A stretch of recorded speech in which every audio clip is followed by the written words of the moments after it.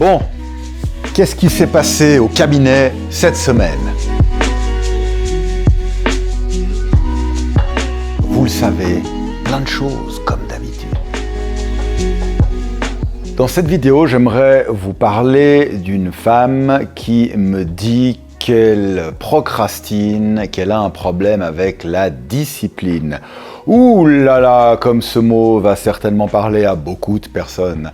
Avoir de la peine avec la discipline. Vouloir faire quelque chose, savoir que l'on devrait faire quelque chose, ne pas faire ce qu'on sait qu'on devrait faire.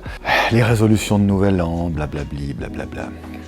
Ouais, si c'était si facile d'avoir de la discipline, on n'aurait pas de problème. Je pense qu'on n'aurait que des gens super heureux, super épanouis, qui atteignent leurs objectifs. Et puis, c'est pas vraiment ce qu'on observe. Alors, que peut-on dire? On peut déjà dire quelque chose qui est que nous ne sommes pas tous égaux face à cette question de la discipline, parce qu'il y a une part de cet engagement de discipline, de conscience, qui relève de l'aspect de la personnalité. Et la personnalité, c'est pas quelque chose qu'on modifie comme ça, juste parce qu'on a envie. Si on est plutôt introverti et qu'on a envie de s'extravertir un petit peu, il y a un gros boulot à faire. Moi, par exemple, mon profil est vraiment super introverti, en tant que gamin, très introverti. Et puis, par rapport à des ambitions professionnelles, des nécessités, j'ai dû travailler certains aspects de ma personnalité pour les amener un petit peu plus sur le côté de l'extraversion. Mais c'est un travail, c'est ça le développement personnel. Si on ne fait rien, notre personnalité restera plus ou moins stable. Et si on a envie de faire changer un certain nombre de choses, là du coup c'est un vrai travail. Parce qu'il y a une part importante de la personnalité qui relève de la génétique. C'est-à-dire il y a quelque chose qui est de l'ordre de l'hérédité.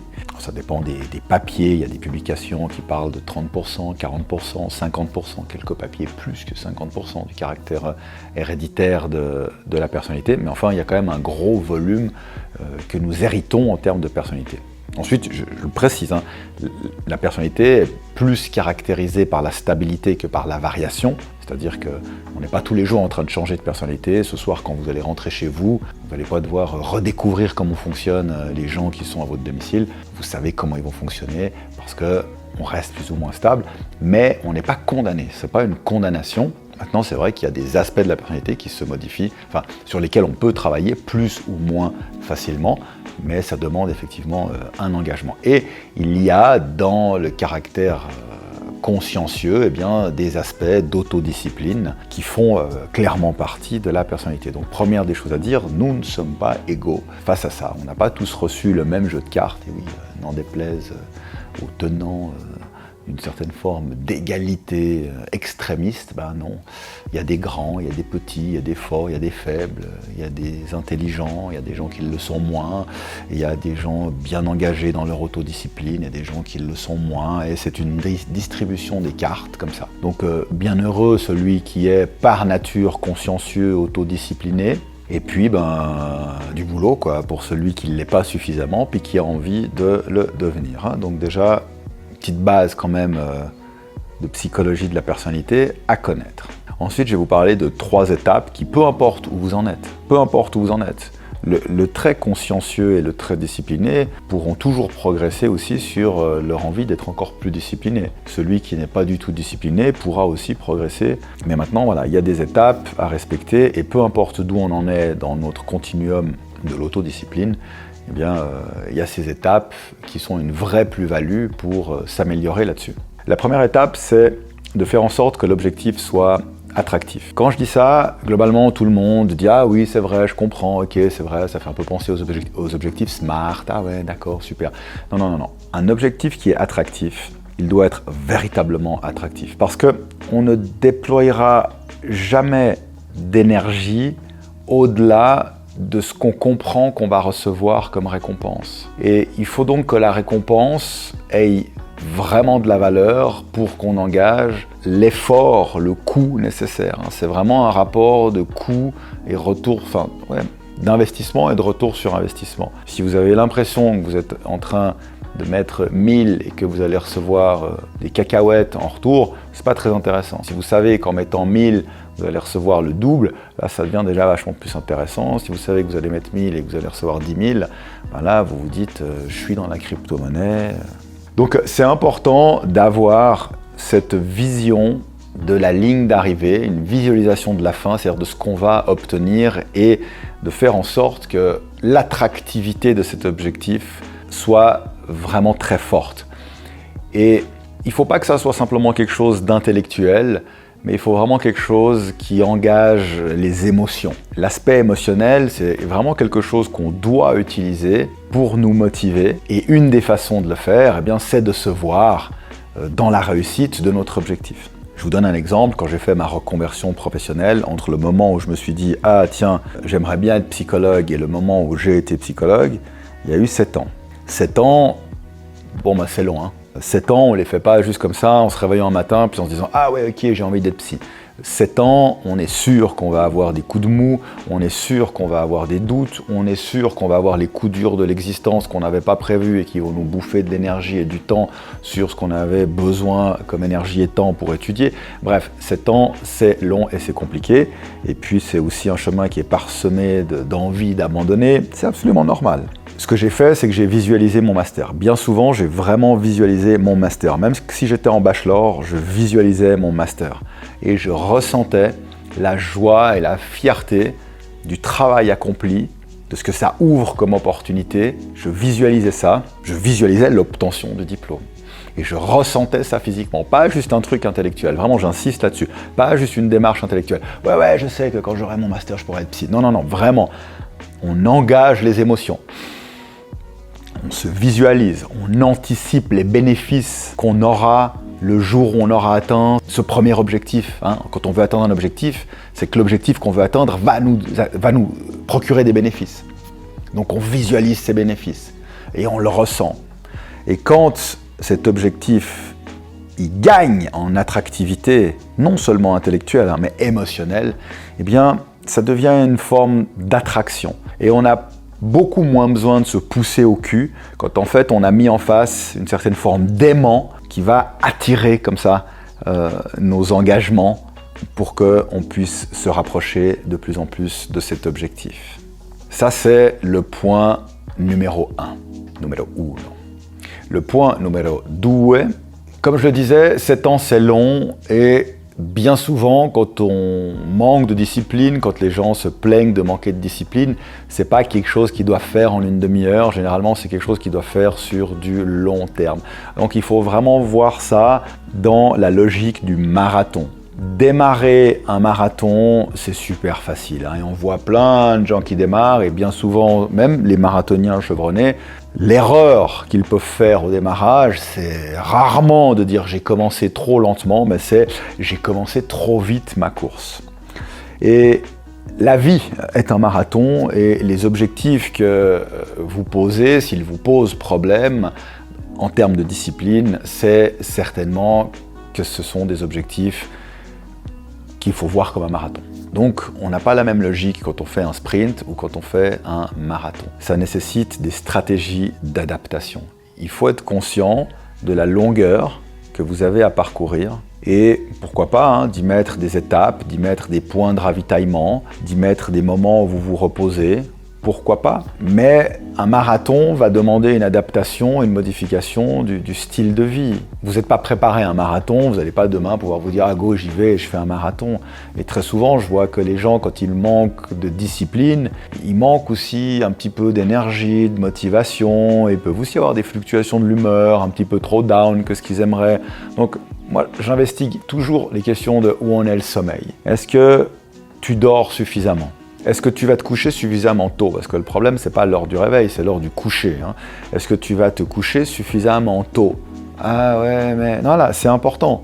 Parce que quand on est bien reposé, on augmente nos chances aussi d'engager de la discipline. Quand on est épuisé, c'est beaucoup plus compliqué, on a envie de prendre des raccourcis. Où en est ton alimentation? Mon Dieu, mais l'alimentation, il y a énormément de fluctuations d'énergie, de volonté et d'humeur liées à l'alimentation. Je ne vais pas vous faire ici un cours de nutrition, mais attention avec le sucre, attention avec tout ce qui est sucre rapide, comme on appelait ça à l'époque.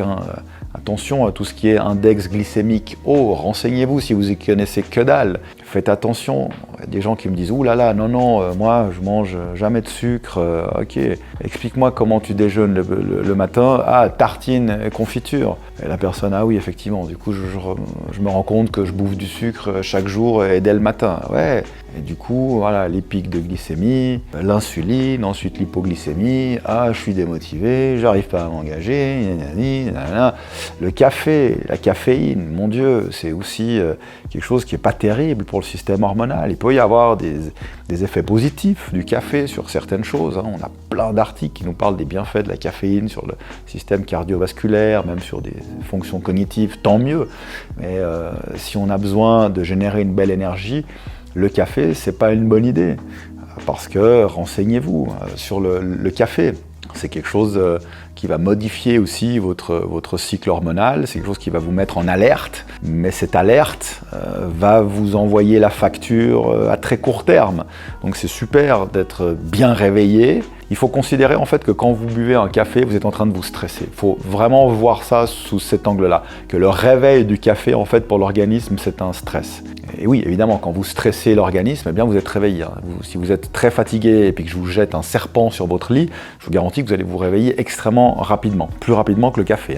C'est un stress. Mais ensuite, vous recevez la facture de votre stress. Pour les grands fans de café, buvez votre café, mais pas pour vous réveiller, pas pour vous speeder, juste pour le plaisir du goût du café ou pour certains de ses bienfaits si vous avez envie. Attention aux fréquentations également, ce sont des choses que j'investigue. Bien souvent, des gens qui ont de la peine à être disciplinés vont être des gens qui sont souvent un peu seuls dans leur marche. Je reprends l'exemple du marathon, le fait d'être accompagné dans un groupe, d'être dans un peloton comme ça, ça aide à la marche. Donc investiguer aussi ces questions de vos fréquentations. C'est évident que si j'ai envie de faire du sport 5 ou 6 fois par semaine en sortant du travail, mais que mes fréquentations préfèrent aller en direction du pub qu'en direction du fitness, j'augmente drastiquement mes chances d'aller en direction du pub.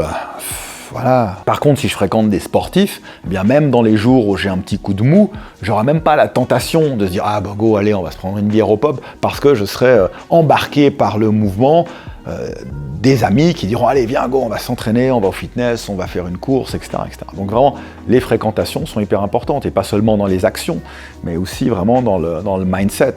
Moi, j'aime bien rappeler aux gens que nos fréquentations ont une influence sur nos ambitions, sur nos décisions, et le point 3, et nos actions.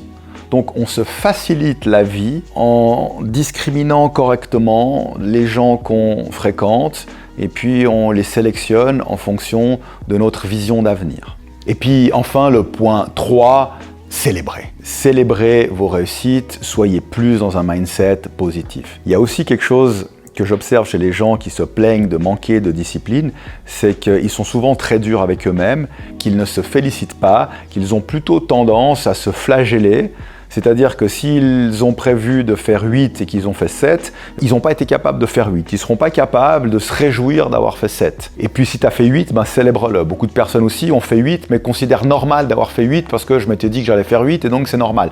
Il faut apprendre à célébrer ses accomplissements, à se réjouir de l'effort qu'on a engagé.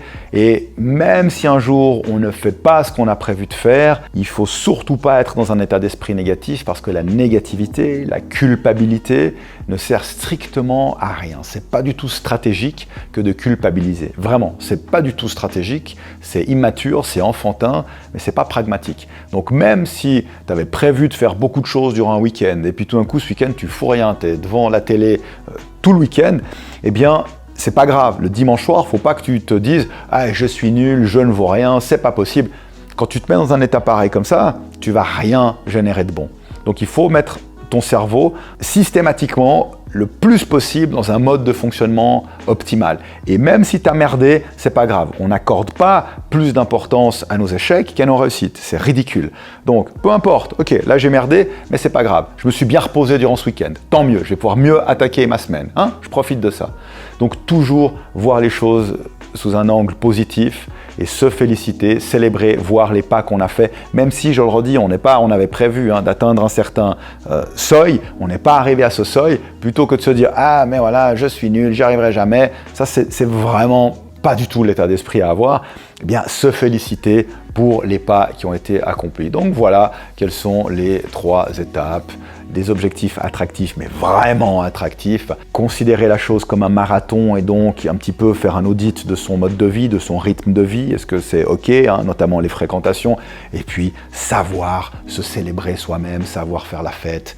Je termine là-dessus. Moi, j'ai des petits rituels comme ça. Quand je suis fier de moi pour quelque chose, eh bien, il y a le champagne. Voilà. Je vais de temps en temps me prendre une coupe de champagne, et puis même seul, hein, et puis je me dis, voilà, ce champagne, pour moi, ça a le goût de la réussite, parce que j'ai réussi ça, je me suis donné ça comme objectif. Voilà. C'est important de mettre ça en place, et vous allez voir que ça va vous permettre de progresser, même si votre personnalité de base n'est pas là derrière vous pour vous aider fondamentalement, mais dans tous les cas, vous allez voir qu'en mettant ça en place, vous allez progresser.